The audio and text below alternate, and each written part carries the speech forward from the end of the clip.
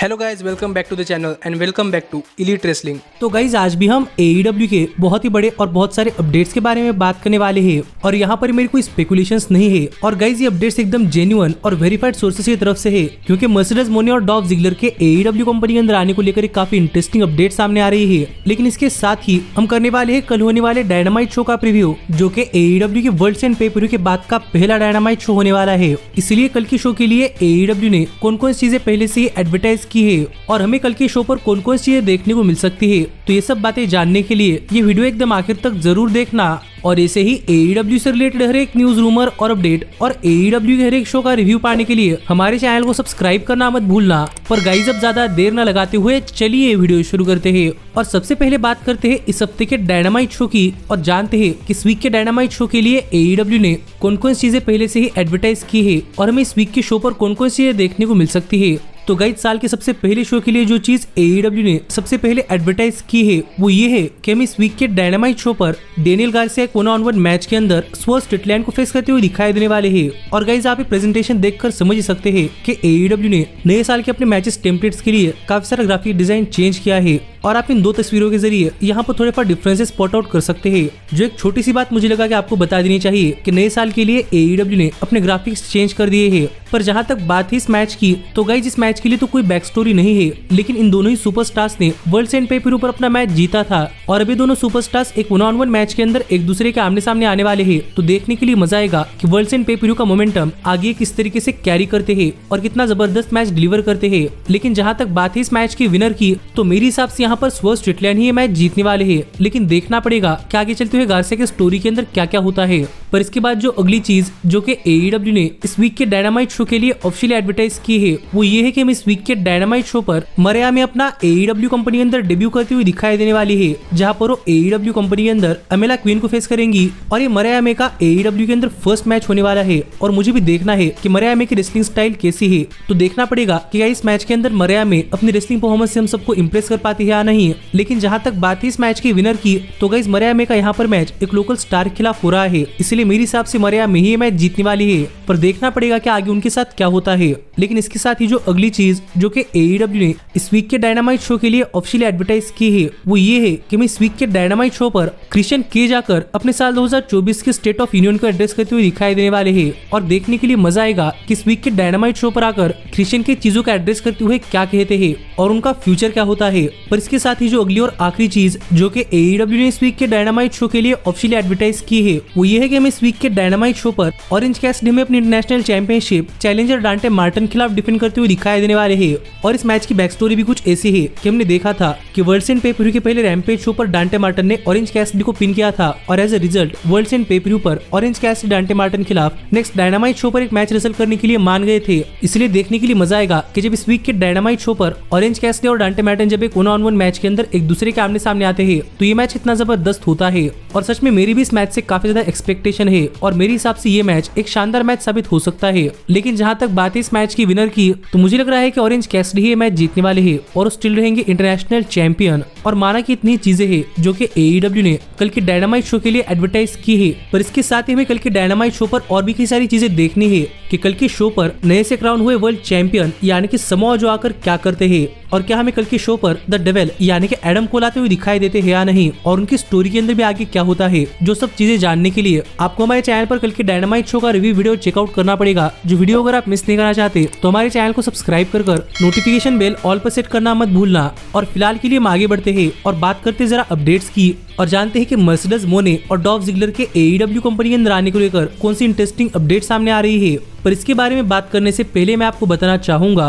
कि guys finally साल 2023 के AEW अवार्ड्स की रिजल्ट्स आ चुके हैं और अगर आपने अब तक वो रिजल्ट चेकआउट नहीं किए तो गाइस आपको फुल रिजल्ट्स ऊपर आए हुए कार्ड के ऊपर क्लिक कर हमारे चैनल के वेब एप्लीकेशन के ऊपर जाकर चेकआउट कर सकते हैं। पर मैं यहाँ पर आपको फिलहाल में उन अवार्ड्स के 5 कैटेगरी के रिजल्ट बता देता हूँ और ऐसी हम 5 कैटेगरीज के बारे में आने वाले वीडियोस के अंदर बात करेंगे। पर इससे पहले मैं आपको यहाँ पर एक स्टैट बताना चाहूंगा कि गाइस इस साल के AEW अवार्ड्स के लिए करीब 2000 के आसपास वोटिंग्स आई थी। जो देखा जाए तो गाइस सच में काफी ज्यादा है और इतने सारे लोगों की वोटिंग्स के जरिए ही फाइनली हमारे सामने सामने रिजल्ट्स है जहां पर मुझे लग रहा है काफी सारे लोगों ने अपने फेवरेट सुपरस्टार को जितवाने के लिए वर्दी कैंडिडेट को वोट नहीं किया। लेकिन ऐसे में ही अगर हम सबसे पहले बात करें extreme moment of the year award की, तो यहाँ पर नॉमिनीज थे स्टिंग की स्टेज डाइव, केनी ओमेगा की वी ट्रिगर, मैट जैक्सन की एक्सप्लोडिंग सुपर किक और हुक की जंगल बॉय पर कार की विंडशील्ड के थ्रू एक सुपर लेग्स। और मैं यहाँ पर आपको बताना चाहूंगा कि रिजल्ट्स के अंदर जो सेकंड प्लेस पर आया है उसे मिले 34% वोट्स और जो फर्स्ट पोजीशन पर आया है उसे मिले 41% वोट्स और जो सेकंड पोजीशन पर है वो है केनी ओमेगा की जॉन मॉक्सली पर एक वी ट्रिगर। लेकिन जिसने अवार्ड जीता है वो है मैट जैक्सन की एक्सप्लोडिंग सुपर किक जो फाइनली बन चुकी है extreme moment of the year 2023।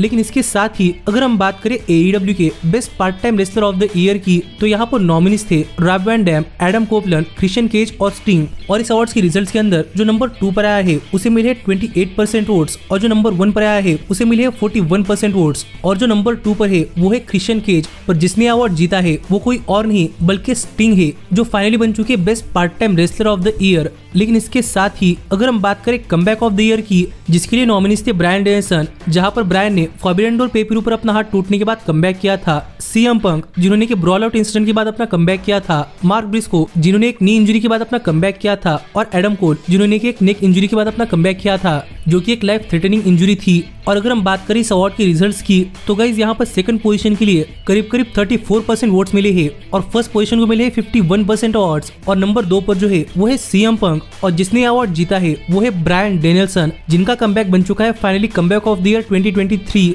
लेकिन इसके साथ ही अगर हम बात करें shocking turn off the year की, जहां पर नॉमिनीज थे जंगल बॉय हुक पर टर्न होने के लिए, डॉन कैलिस केनी ओमेगा पर टर्न होने के लिए, निक वेन डार्बी एलन पर टर्न होने के लिए और ब्रायन डेनियल्सन केनी ओमेगा पर टर्न होने के लिए। तो गाइस शॉकिंग टर्न के लिए नंबर 2 के पोजीशन में मिले हैं करीब 27% वोट्स और नंबर 1 पर जो है उसे मिले 54% वोट्स और नंबर 2 पर आते हैं ब्रायन डेनियल्सन जिन्होंने ओमेगा पर टर्न किया था। लेकिन नंबर 1 पर आते हैं डॉन कैलिस जिन्होंने भी ओमेगा पर ही टर्न किया था और ये बन चुकी है most shocking turn off the year 2023। पर इसके साथ ही आखिरी में अगर हम बात करें best promo segment of the year की, तो गाइस मुझे लगता है कि इसमें काफी ज्यादा बायसनेस हुई है क्योंकि यहाँ पर नॉमिनीज थे जॉन मॉक्सली जिन्होंने हैंगमैन पेज के मैच के पहले एक प्रोमो कट किया था, MJF और एडम कोल जब ये पहली बार एक दूसरे के आमने सामने आए थे, हैंगमैन पेज और स्वर्स स्ट्रिकलैंड फुल गियर पे-per-view के अपने मैच के पहले और सीएम पंक जब सीएम पंक ने कोलिजन शो पर अपना रिटर्न किया था। और अगर हम बात करें best promo segment of the year की, तो यहाँ पर फर्स्ट पोजीशन को मिले हैं 42% वोट्स और सेकंड पोजीशन को मिले हैं 25% वोट्स और जो कि नंबर 2 पर आया है वो कोई और नहीं बल्कि सीएम पंक है और जो नंबर 1 पर आया है वो कोई और नहीं बल्कि जॉन मॉक्सली है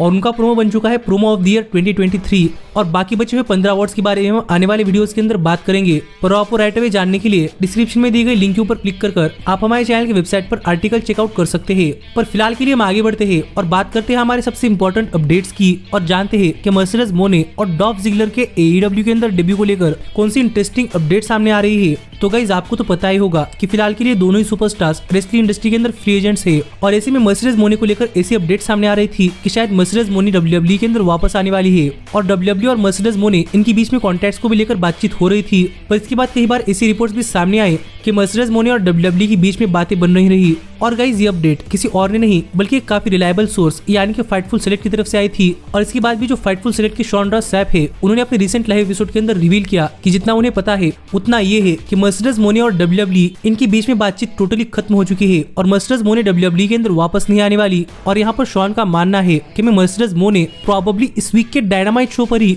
AEW कंपनी के अंदर अपना डेब्यू करते हुए दिखाई दे सकती है। और अगर ऐसा नहीं होता तो शॉन भी काफी सरप्राइज होंगे। जो बात यहाँ पर शॉन ने अपने लेटेस्ट लाइव स्ट्रीम पर कही है और एक फाइटफुल सेलेक्ट का काफी रिलायबल सोर्स है जिससे कि हम समझ सकते हैं कि गाइस हमें प्रोबेबली मर्सिडीज मोने इस वीक के डायनामाइट शो पर अपना डेब्यू करते हुए दिखाई दे सकती है क्योंकि इस साल का पहला और वर्ल्ड्स एंड पे-per-view के बाद का भी पहला एपिसोड है। इसीलिए मुझे लगता है कि शो को बड़ा बनाने के लिए AEW डेफिनेटली कुछ बड़े बम फोड़ेगी। और यहीं पर बात करके शॉन रॉस सैप ने यह भी कहा था कि उन्हें लगता है कि इस वीक के डायनामाइट शो पर न सिर्फ मर्सिडीज मोने बल्कि डॉल्फ जिगलर भी AEW के अंदर आते हुए दिखाई दे सकते हैं। और गाइस अगर ऐसा होता है तो सच में ब्रायन डेनियल्सन और एडम कोल के बाद फिर एक बार AEW के अंदर डबल डेब्यू होगा, जिस पर आपका क्या कहना है आप मुझे कमेंट कर बताइए कि आपके हिसाब से इस वीक के डायनामाइट शो पर मर्सिडीज मोने और डॉल्फ जिगलर आएंगे या नहीं। लेकिन सच में अगर ऐसा होता है तो AEW का फ्यूचर काफी ब्राइट होगा। और आप ऐसे ही AEW से रिलेटेड हर एक न्यूज, रूमर और अपडेट और AEW के हर एक शो का रिव्यू पाने के लिए हमारे चैनल को सब्सक्राइब करना मत भूलना। पर मैं मिलता हूँ आपसे अगली वीडियो के अंदर, पर तब तक stay healthy, stay happy and keep watching elite wrestling. Hey, did you like that video? Click the screen for more. And where do you think you're going? Check out our official merchandise page and to support the entire cast. And thanks so much for being the elite. The elite, the elite. What, Nick, you're not going to sing it all with me this time?